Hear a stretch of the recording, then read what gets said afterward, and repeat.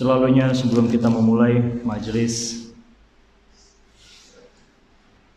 dari tafsir atau khazanah ilmu yang ada di majelis At-Tathir ini, kita tidak pernah lupa untuk menghadiahkan berupa bacaan salawat dan al-fatihah, terutama untuk kedua orang tua kita yang masih hidup maupun yang sudah meninggalkan kita, teman-teman yang dulunya pernah ada di sebelah kita, di samping kita, juga khususnya kepada guru kita Ustaz Ahmad Rusli bin Zain Al-Idrus, dan kepada Ustaz Husain bin Abu Bakar Al-Habsyi, seluruh guru-guru kita, ustaz-ustaz kita yang mulia. Semoga Allah merahmati mereka, semoga Allah menghidupkan terus majelis ini dengan barokah mereka.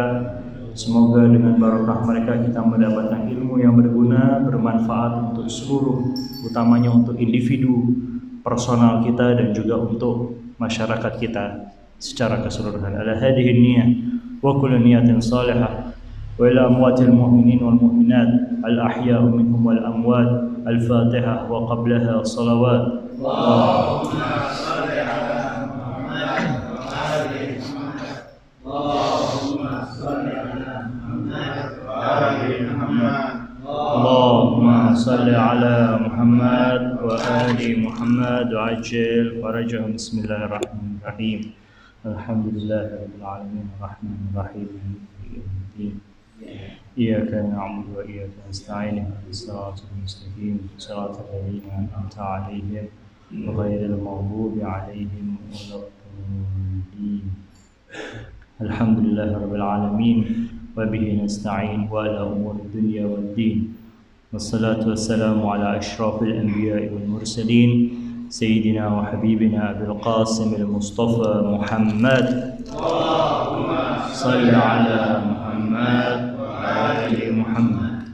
Allahumma salli ala Muhammad wa ali Muhammad. Allahumma salli ala Muhammad wa ali Muhammad wa alihi at-tayyibin at-tahirin wa ashabihi al-muntajabin.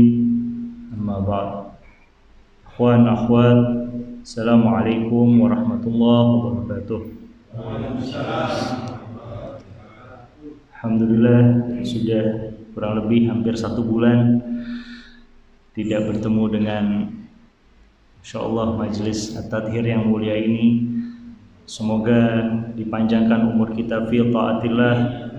Semoga majelis ini akan terus ada untuk kita, untuk anak-anak, untuk cucu-cucu kita semuanya, demi terus mengharumkan nama Ahlul Bait, utamanya sebagai tiket kita agar dicatat sebagai orang-orang yang cinta kepada Ahlul Bait alaihi wassalam. Masuk di bulan Rabiul Awal, tidak ada selain harumnya Rasulullah sallallahu alaihi wasallam. Bulan ini bulan kelahiran dari sosok manusia yang suci, manusia yang mengawali seluruh alam semesta ini, manusia yang dengannya diciptakan seluruh kita, seluruh jagat raya ini. Karena awwalu makhluqin baraza fil alam wa nur Muhammad sallallahu alaihi wasallam. Cahaya Muhammad yang kemudian membagi 3. Sebuah cahaya yang kemudian menitik beratkan kepada 3 hal. Dari nur Muhammad sallallahu alaihi wasallam muncullah 3 cahaya yang kalau kita lihat masuk ke dalam Ka'bah. Kalau pernah kita lihat isinya Ka'bah, itu ada 3 tiang. Apa maksud dari 3 tiang tersebut? Bagaimana cara kita mengetahui apa yang berasal dari 3 tiang tersebut? Dan untuk apa 3 tiang itu kemudian menjadi patokan di antara seluruh awal penciptaan manusia dan hampir seluruh akhir hayat kehidupan manusia ini. Dalam sejarah kalau kita lihat, baik maupun yang kita baca dari teks literasi dari Wali Sanga maupun yang dari Biharul Anwar, ketiga hal tersebut memiliki 3 nama berbeda, namun asas yang sama. Kalau kita melihat usuluddin atau asas-asas agama, dasar-dasar agama, itu berasal dari 3 hal utama, yaitu tauhidullah yang pertama, yang kedua nubuwah atau kenabian, dan yang ketiga adalah al-ma'ad. Tiga-tiganya ini sama kalau kita lihat tarik ke agama-agama Abrahamik atau agama-agama dari Nabi Ibrahim. Ketiganya memiliki unsur yang sama, baik maupun dari agama Yahudi, Nasrani, dan Islam. Ketiganya setuju bahwa agama yang turun dari langit ini memiliki 3 hal utama yang kemudian menjadi satu, atau 3 hal yang menjadi asas dalam beragama, yaitu kita tauhidullah atau mengesahkan Tuhan, monoteistik, ajaran agama yang satu, Tuhan yang esa, bahwa tidak ada Tuhan selain Allah, atau di dalam Yahudi ngomongnya Yahweh, atau kalau di Nasrani Allah. Ketiganya sama-sama mengikuti satu Tuhan tunggal. Karena perbedaan mulai dari ajaran agama yang banyak dan monoteistik, politeis menjadi monoteis, itu memiliki proses yang cukup lama hingga sampai ke Nabi Ibrahim menjadi asal muasal. Inni wajjahtu wajhiya lilladzi fataras samawati wal ard. Ketika kita melihat di Al-Qur'an, ketika Nabi Ibrahim mempertanyakan siapa Tuhan semesta alam ini, ketika akhirnya kemudian Nabi melihat matahari, inilah yang terbesar, inilah yang aku sembah. Namun akhirnya kemudian terbenam, muncullah bulan, begitu juga sama. Maka muncul pesimis dari yang ada di dalam hati Nabi Ibrahim. Kemudian masuklah wahyu bahwa ini wajjahtu wajhiya. Itulah yang akhirnya menjadi urutan sebelum kita untuk sholat. Dalam Ahlul Bait kemudian ketika kita mempelajari doa iftitah yang kalau dulu di Ahlus Sunnah itu tidak kita baca, itu merupakan salah satu anjuran yang harus kita baca. Jadi ini wajjahtu wajhiya itu bisa diucapkan sebelum kita takbiratul ihram maupun sebelum kita membaca Al-Fatihah. Jadi itu tidak boleh kita lepaskan. Jadi kalau kita melihatnya sekarang ini hal-hal yang wah ini sunnistik, selalu berbau sunni, tidak boleh kita tinggalkan. Karena siapa yang paling menjalankan sunnah, siapa yang paling menjalankan seluruh hal-hal yang dianjurkan oleh Nabi kecuali Ahlul Bait sendiri. Kalau kita baca teks hadis yang selalu kita mengetahui bersama tentang hadis tsaqalain, inni tarikum fikum tsaqalain kitabullah wa itrati ahlul baiti. Kalau kita melihat bahwa 2 hal pusaka itu adalah ahlul bait, Al-Quran, kitabullah dan itrati, kitabnya Allah dan itrahnya ahlul bait. Kalau di Sunni apa? Kalau di Sunni kitabullah wa sunnati. Oke, taruhlah sunnati itu menjadi satu bagian dari hadis ini. Kira-kira siapa yang paling menjalankan sunnahnya Ahlul Bait? Yang paling menjalankan sunnahnya kitab kecuali itrati? Yang paling menjalankan manusia-manusia yang paling sunnah adalah manusia-manusia Ahlul Bait. Mereka lah yang akhirnya menjadikan sunnah ini terpatri.Itulah kenapa ada muncul sholat 51 rakaat sebagai ciri orang mukmin. Kenapa kita dalam berwudu harus membersihkan hidung dan telinga terlebih dahulu sebelum berwudu. Tapi kalau di Ahlus Sunnah dijadikan satu semuanya. Ada beberapa hal yang kita skip, yang kita lewati padahal seharusnya itu dilakukan oleh Ahlul Bait, karena Ahlul Bait hum Ahlus Sunnah. Begitu juga orang-orang sunnah yang juga merupakan Ahlul Bait. Yang membedakan ini apa sih? Yang kira-kira membedakan antara 2 mazhab ini? Yang membedakan, yang mengkotak-kotakkan adalah diri kita sendiri ternyata. Kita Syiah, mereka Sunni. Nah, membuat sebuah kotak-kotak tersebut ini berbahaya dalam Islam. Kita harus sering-sering melebur. Dan ini yang dilakukan oleh Rasulullah. Nanti akan kita bahas mengenai 10 misi Rasulullah SAW diutus di bumi ini. Ada 10 misi besar. Kenapa Rasulullah ini diutus? Kalau kita baca ini bu'itsu liutammima makarimal akhlak, oke. Diutusnya Rasulullah untuk menyempurnakan akhlak benar secara general. Tapi apa akhlak itu disebutkan ada 10 di surat Al-An'am 151 di 152. Dua ayat ini yang nanti akan kita bahas dan menarik untuk kita teliti lebih dalam bagaimana Rasulullah ini memiliki estafet yang dilanjutkan oleh Nabi sebelumnya juga akan disukseskan oleh 12 imam setelahnya. Nah, ketika kita tanya suksesor atau fungsi dari wasi atau fungsi dari pelanjut dari Nabi, ketika ditanya bahkan di dalam majelis kita sendiri banyak kita masih bingung bahwa kenapa kok ada Ali bin Abi Thalib? Apakah Rasulullah tidak menyelesaikan misinya? Kok ada kata suksesor setelah Rasulullah SAW? Apakah Rasulullah tidak sempurna hingga kemudian disempurnakan oleh wasinya? Maka kemudian bahwa Rasulullah butuh Ali bin Abi Thalib dong? Atau seperti apa? Nah, ini yang perlu kita teliti lebih lanjut. Ternyata 10 misi yang disebutkan dalam surat Al-An'am 151-152 tidak lain bahwa Rasulullah sudah menyelesaikan misi ini. Sukses, penuh suksesnya.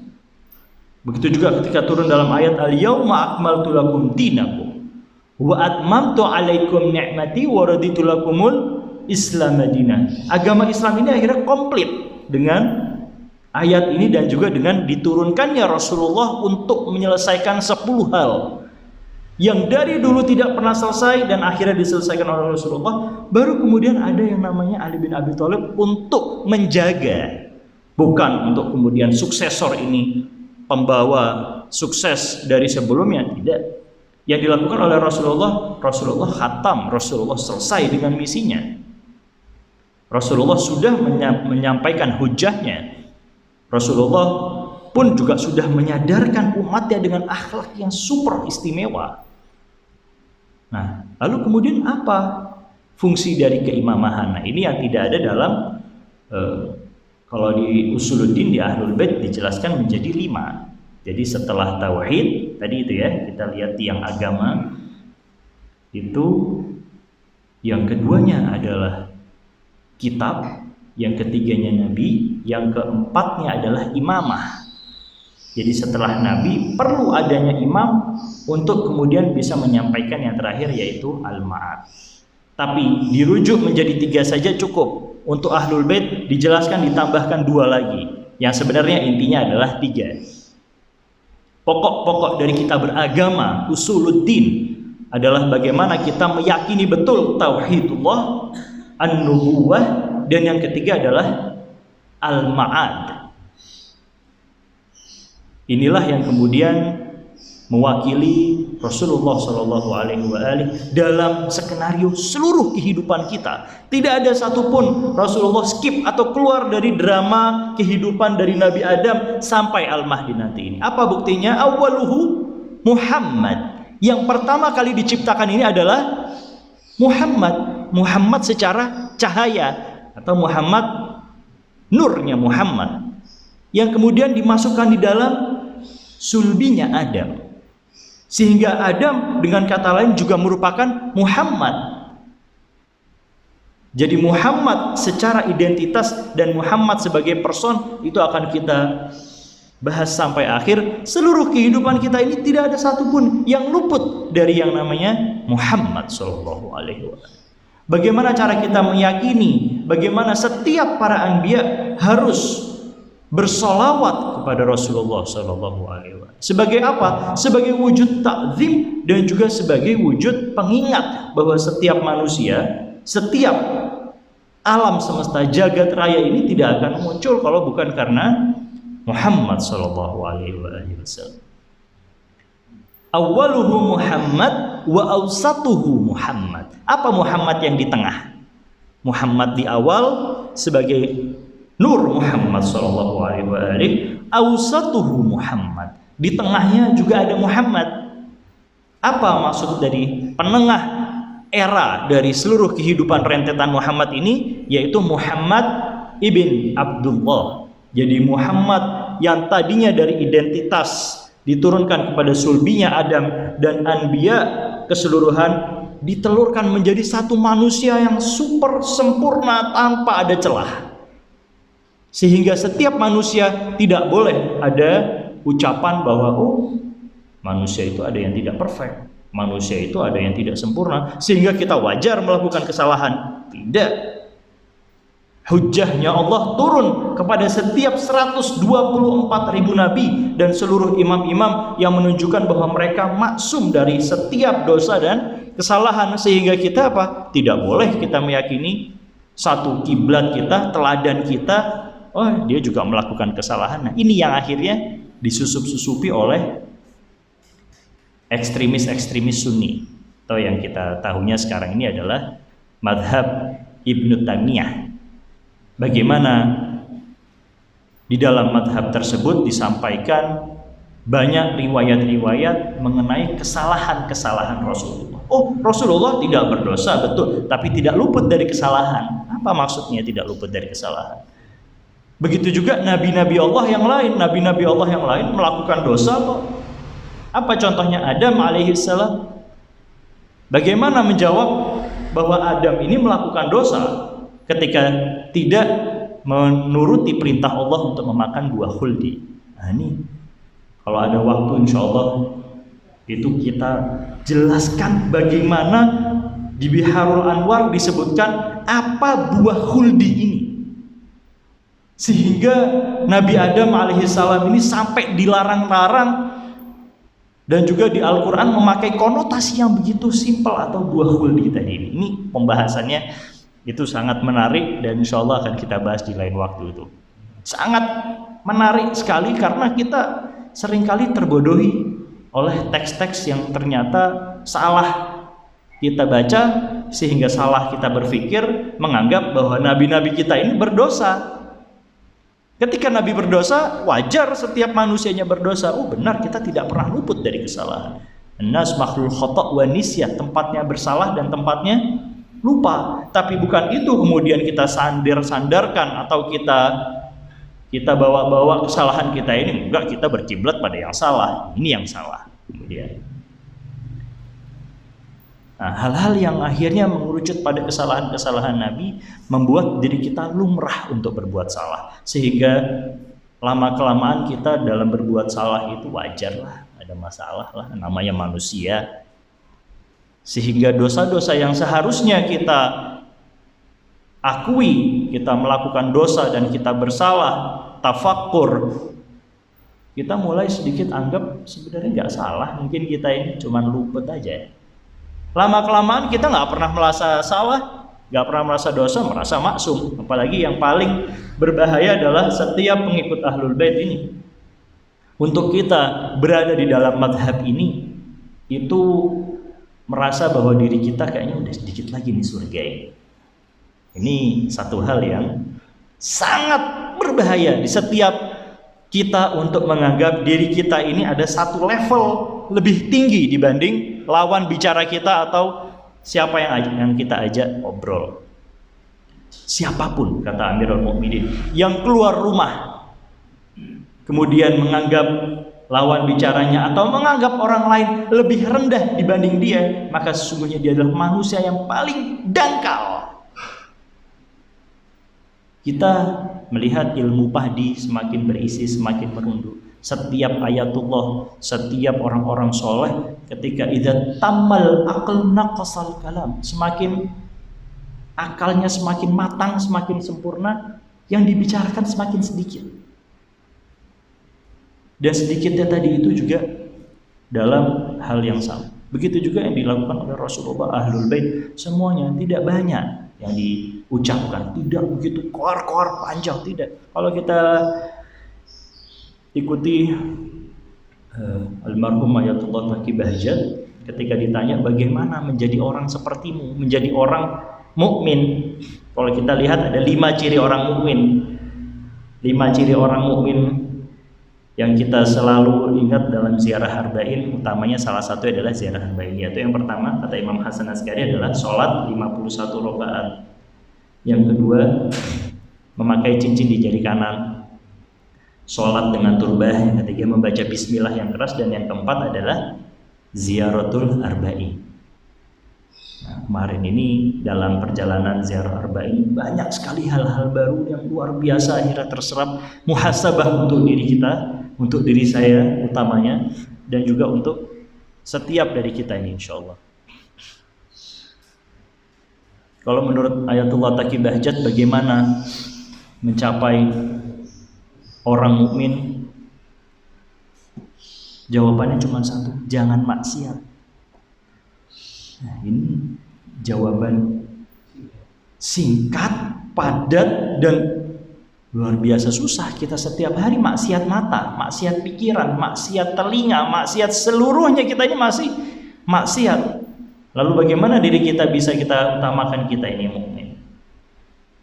Di akhir-akhir biasanya setiap peziarah itu pulang, ataupun sudah selesai melaksanakan ziarah, semuanya udah siap-siap mau pulang, ada ucapan-ucapan yang kalau kita sampaikan kepada peziarah arba'in, Masya Allah, ziarah makbulah, semoga ziarahnya makbulah. Ini yang ternyata berat.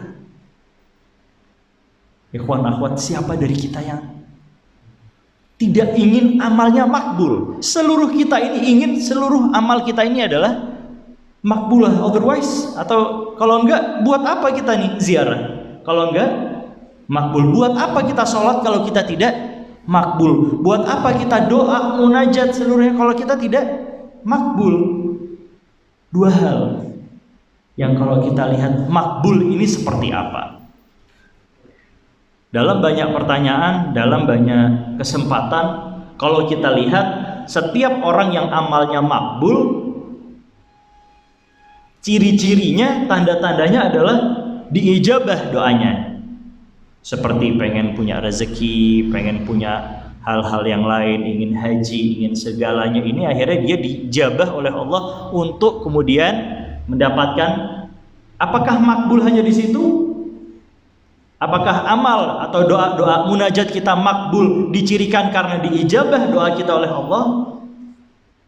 Kalau kita lihat iblis ketika berdoa kepada Allah, ya Allah, kabulkanlah permintaanku yang terakhir. Permintaan yang tidak pernah ada di antara seluruh makhluknya Allah meminta seperti itu, dan dikabulkan oleh Allah. Hidup sampai akhir hayat manusia ini, kukabulkan. Ini iblis yang berdosa, yang takabur kepada Allah, dikabulkan. Jadi bukan kemudian ijabah itu salah satu ciri tanda kita untuk kemudian didengar oleh Allah, tidak. Ud'uni astajib lakum, seluruh doa yang kalian doakan itu pasti kukabulkan. Itu janjinya Allah, bukan janjinya manusia, bukan janji Rasul. Langsung Allah menyempurnakan dalam ayat Al-Qur'annya, ud'uni astajib lakum, berdoalah kepadaku, akan kukabulkan seluruhnya. Tapi bagaimana pengabulkannya? Bagaimana hal-hal yang dikabulkannya ini? Melalui banyak hal. Apakah benar-benar seperti yang dia mau, atau diganti dengan yang lebih baik, atau nanti dikabulkannya di saat dia sudah memang mencukupi atau siap mendapatkan hal tersebut, atau yang keempat, dia dikabulkan dengan caranya Allah di akhirat nanti. Jadi seluruhnya tidak boleh kita suudzon kepada Allah bahwa ya Allah, kok nggak kabul-kabul ini hajat kita ini ya Allah, kenapa kok seperti ini, kenapa seperti ini. Ada kekhawatiran antara bagaimana diri kita ini makbul atau tidak.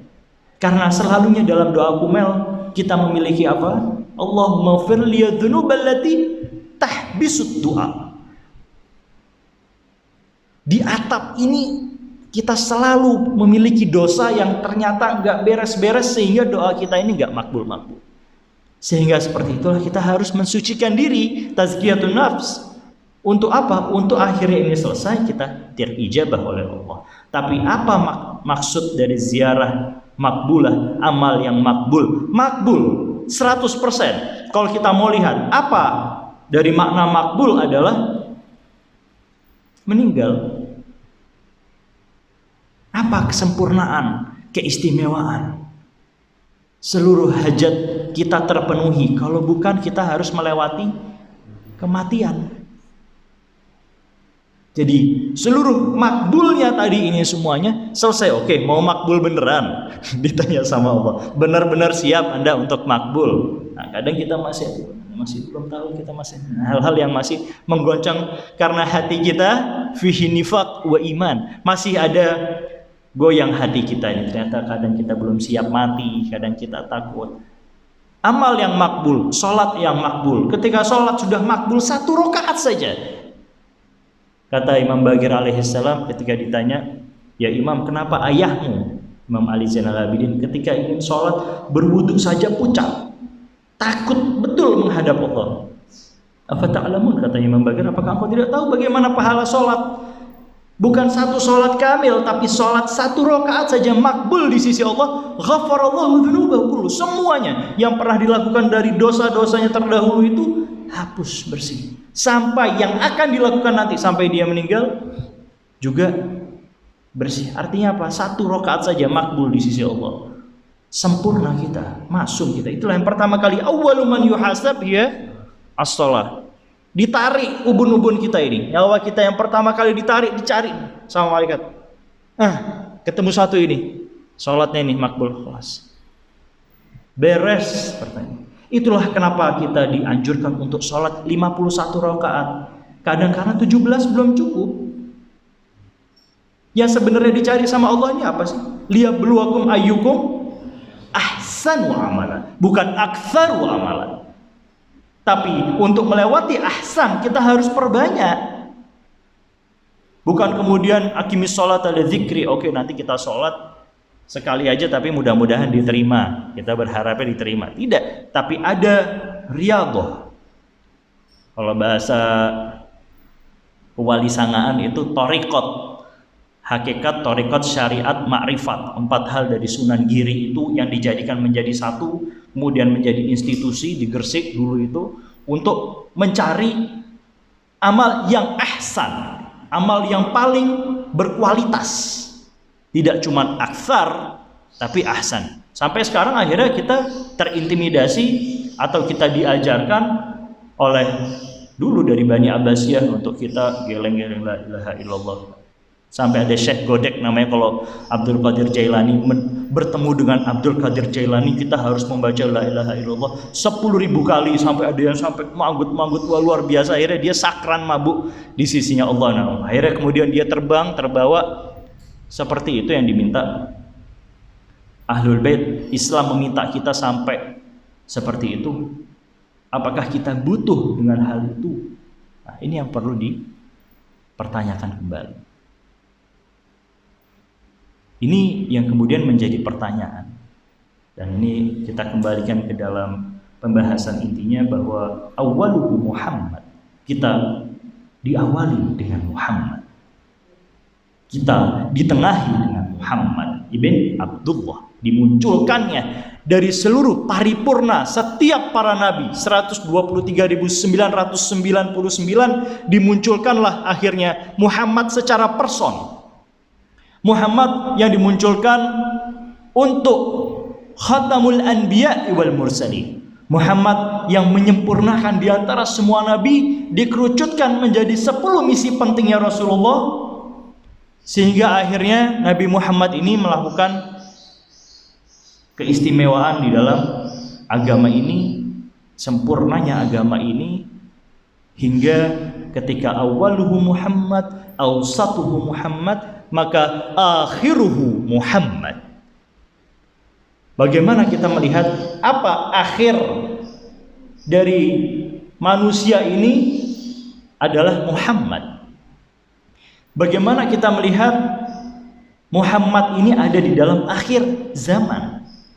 Siapa Muhammad di akhir zaman? Muhammad al-Mahdi jalallahu farajahu syarif. Awaluhu Muhammad. Muhammad fin nur, dalam cahayanya Muhammad, kemudian dimasukkan ke setiap sulbi setiap para nabi, hingga kemudian dimunculkan manusia secara utuh, person Muhammad ibn Abdullah, dan diakhiri Muhammad al-Mahdi secara identitas maupun person dan juga sifat.